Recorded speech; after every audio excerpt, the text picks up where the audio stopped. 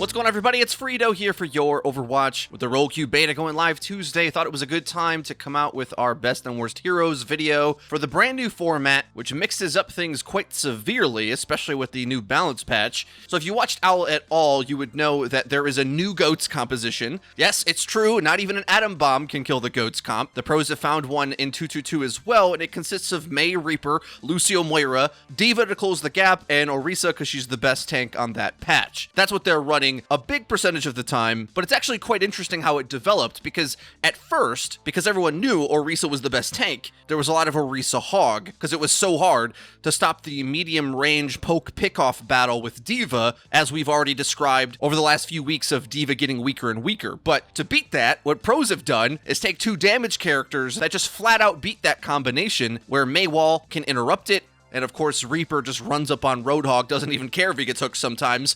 So by that alone, D.Va has crept back up to be probably the best off tank, because if you're going to go rush your enemy down, and there's no time to set up a hook, or it's going to get blocked anyway by the DPS cooldowns or their escapes, well, there's no point to run it, and you might as well attempt to survive as long as you can with defense matrix management. Now, I would say I do think Mei and Reaper are overtuned for the 222 context, because their buffs came in to try to combat the GOATS meta, but I don't necessarily think they're going to dominate ranked play in an unbalanced way, because realistically, you do need quite a bit of teamwork to get them to work all the time like the pros can, whereas in ranked with less teamwork, there's much bigger openings for other plays to be made, allowing for a bigger percentage of the roster to be viable, in fact, a huge percentage in my opinion. At the pro level, they're able to beat ranged DPS from carrying with perfect pathing and teamwork, which doesn't happen in ranked. But also, quite interesting, the new hero being added, Sigma, puts a big wrinkle into this meta entirely. Not only is he insane against Orisa, he is the only tank in the game that really can deny DPS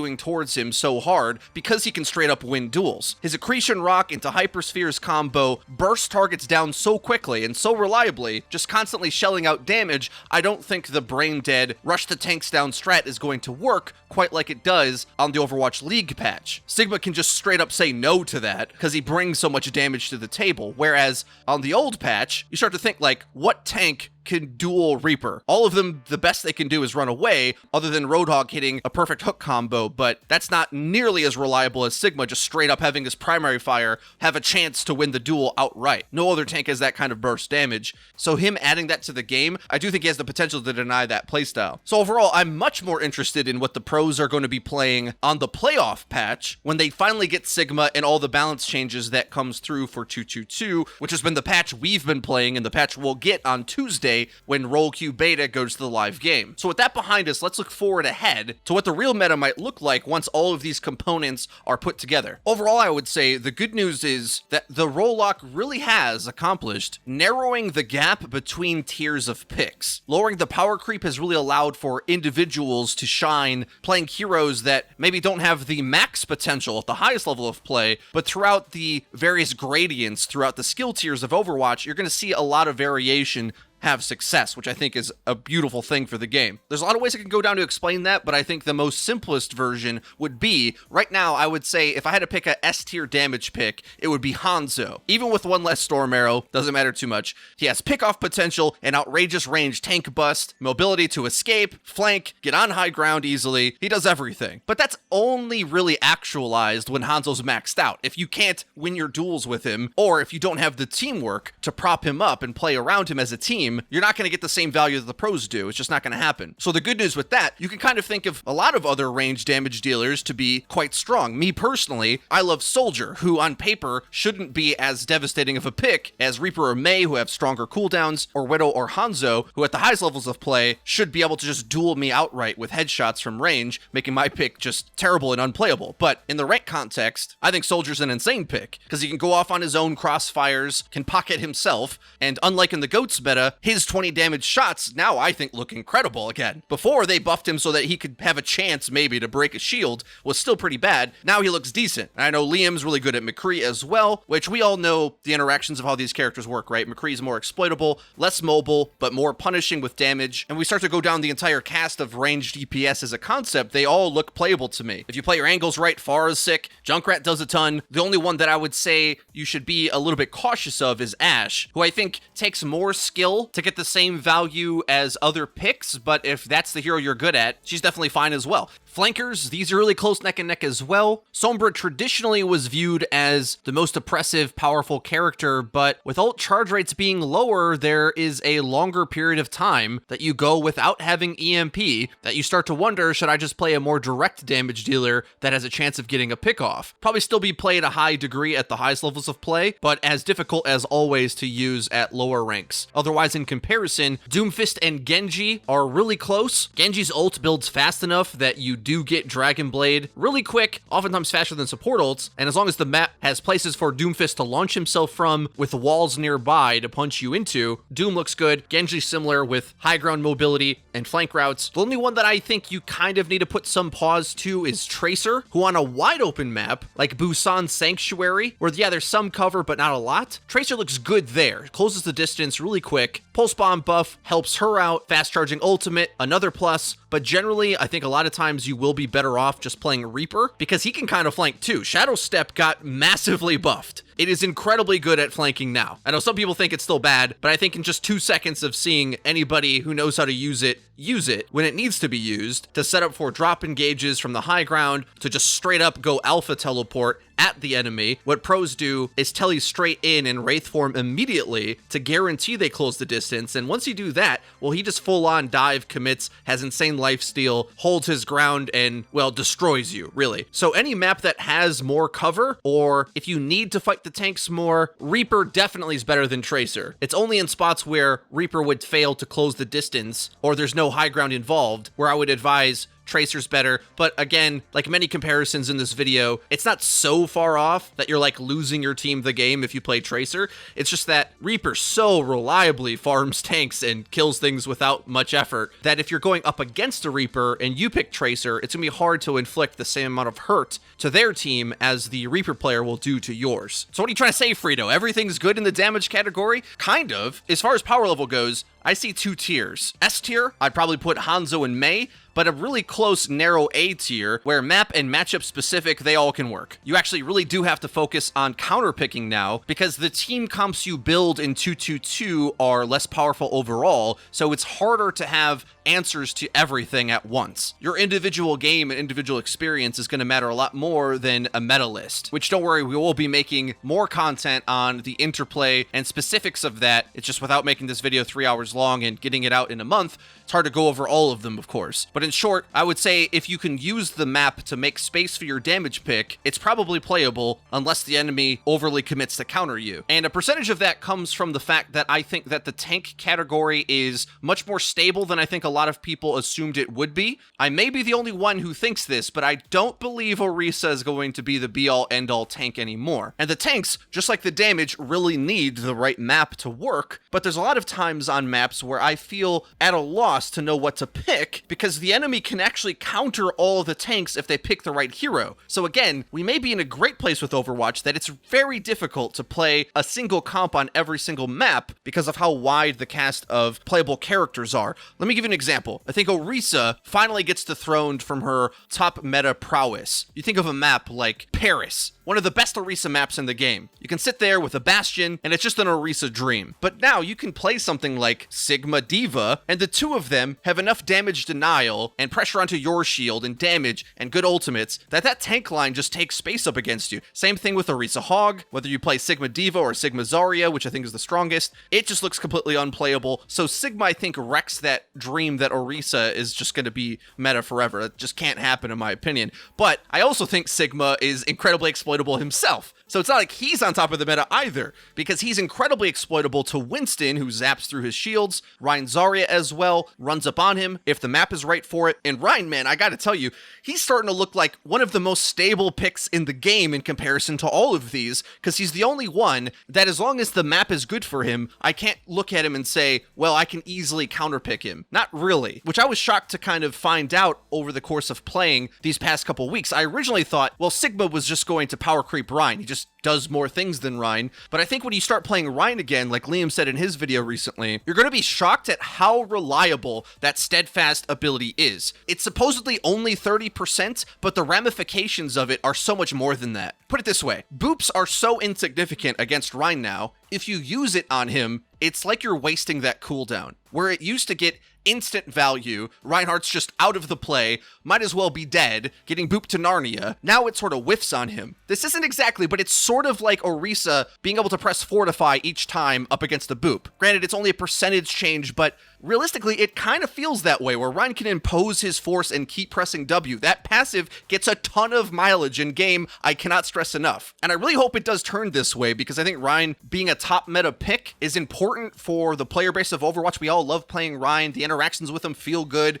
Even the counters against him feel good. Like, I still think if you dive Rein's backline or you play Wrecking Ball against him, it's still strong. It's just Wrecking Ball isn't a insta-win button against Rein anymore. Like, I've showed you guys gameplay of my Wrecking Ball just keeping a Rein out of the play the entire game. That doesn't happen anymore with Steadfast. You can disrupt the team comp, sure, but you're not going to move him so far out that he can't get his damage done. So what Steadfast effectively does, it almost guarantees Rein's in the space he wants, brawling on the objective, dealing damage. It makes his pin more reliable because you can't toss him off course and stuff. I think Rein's a huge winner in all of this because he's the most stable out of all of them, whereas Winston doesn't feel nearly as durable as Orisa or Rein, but I think looks better than Wrecking Ball in a lot of cases because there's so many things that shut down Ball now that if you're going to dive in and probably die anyway, at least leave a bubble for your team to be able to usher them through. So there's quite a circle of tanks going on. One that I think that gets left behind is probably Roadhog, though I will say has an opening to come in if the enemy's playing Winston and Wrecking Ball. Those two tanks can dominate lobbies until the enemy goes Roadhog, which will require the enemy to then go Diva if they even dare to keep diving at you, so be able to eat his halt hook combinations and keep that playstyle going. But overall, tank category as well feels very healthy to me. The way I would think of it is if it's a defending map, which has a great spot for Orisa, she probably still is the best bet, but I think it's no longer the case where she dominates every type of map, even straight up brawls. I think Rein now can in fact get past her, and I've got a lot of questions about that, why that's the case, and it does come down to Steadfast, because although Halt does keep Rein away, since all the other boops are much worse, so much so that he sort of just tanks the boops, wastes them, makes them whiff. Well, now it's like a light switch being turned on for Rein's playstyle, where you used to be able to chain CC him very easily, always keep him out of the play. Now he can pressure towards you, meaning that Halt is your best tool to keep him away, but after that's gone, if he's still got some shield left and close the distance, well, you just lose the space that you thought you had. But I hesitate to say it, but I might say Rein might be de facto S tier. So I think he has the most reliable playstyle out of all of them, but it's not power level necessarily. That makes me think that. And the off tanks, Diva, Roadhog, Zarya, all look pretty good interchangeably depending on the matchups that you go up against. I would say just be really careful if you're playing Orisa Hog. There's a lot of matchups now, either Rein Zarya or Sig Diva, Sig Zarya, whatever. You cannot expect to just get halt hook combinations anymore. That playstyle's just dead. The two might still play pretty well together and sometimes get them, but there's so many ways to block that interaction now just from the tank category alone that you're going to want to desync those abilities, force the cooldowns out, move the shield, make space for the hook on the other side, rather than just expect to be able to pull a target out of the clear blue sky every time. It's not going to happen. Moving on to the last category now is going to be the supports, and I think this one might surprise you a little bit. I would say Mercy is probably my number one support pick, at least at high levels. I know at lower levels the DPS play can't be relied upon, so you sort of have to pick a character that has a bit more direct carry impact, but Mercy in 222 is pretty darn incredible, at least in ranked outside of like the new GOATS format, which I'll get to in a second. But anytime you have a ranged damage dealer, the 50 healing per second, although is nothing on tanks, is incredible on a squishy target. And remember, and I didn't speak about this nearly enough, but the ult charge rate decrease across the board hits a lot of characters in the whole game, which is another reason why I think a lot of them are much more comparable. However, I think it hits the support category the worst because characters like Lucio just don't get their ultimate ever. And there's a lot of big DPS ults that are going to be able to charge faster, especially if Mercy damage amps them. Defensive ults are really hard to come by in this meta and don't do as much as some of the other offerings. Pair Mercy with Ana and she throws a nade on your tank. Then Mercy's healing on tanks does look pretty good. She of course has a mid-fight res on cooldown that's going to be a recurring theme in this category where you get a pseudo defensive ult on cooldown much sooner than the actual defensive ults come online, raising her stock. So overall, I just think Mercy is a devastating pick in 222. You can kind of pair her with anything as as well, as long as you have a good pocket target to mainly support. And overall, I don't suspect this changing unless they decide to take away some of her super jump tech that's been labeled a bug, but is so powerful it's a feature of Mercy. Her movement's just insane and it gets away from everything. But that would be for a damage-focused style of play. In Overwatch League right now, the pure GOATS rushdown-esque playstyle of Lucio and Moira is insane right now in 2-2-2. They both have the mobility to escape a lot of powerful cooldowns that kill supports, and I think especially when you look at them supporting a Rein Zarya with a Reinhardt that doesn't get CC'd hardly at all, it's kind of a Reinhardt's dream to just run things over with these two by his side. You might have been worried that Moira was traditionally always a multi-tank healer, but the efficiency buff they gave her a while back really did prep her for 2-2-2. So as long as you manage your healing, you don't really run out of resources trying to heal a bit more spread out. And if there isn't a diva on the field, Moira Orb, especially into Coalescence, is like a team fight winner. You could delete squishies with the combo. Even though it traditionally wasn't a defensive ult, the burst of impact now is pretty darn good for how the game's played, and especially the rate at which you can farm it and the speed that you get it, the tempo and the timing of these things coming online. Moira is kind of a super powered hero, but I would suggest that you pair her with a Lucio. If you have to play her too defensively and you're sitting back, there's far better options, but with the two of them pressing W with your tanks,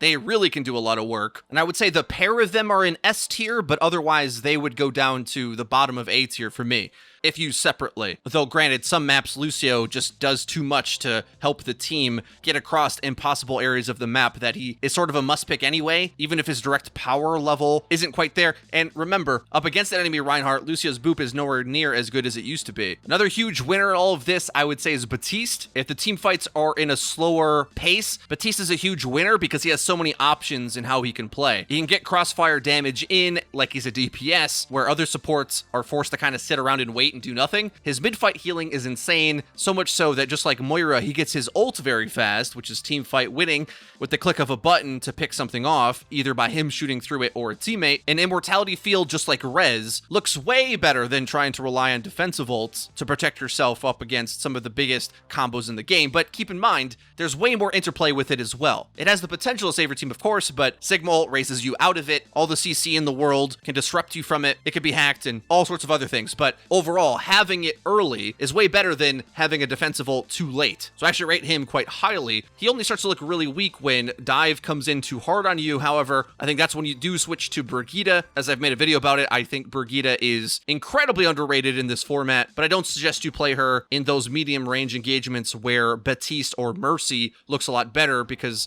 they have more things to do in more of a poke war. Because Brig has to go in, if there's too much enemy CC that can punish her while she attempts to flail around, well then I think you need to go to a more mobile or ranged hero, but Brig is definitely in the mix as a viable option. The last two supports that I want to mention are the most troublesome ones.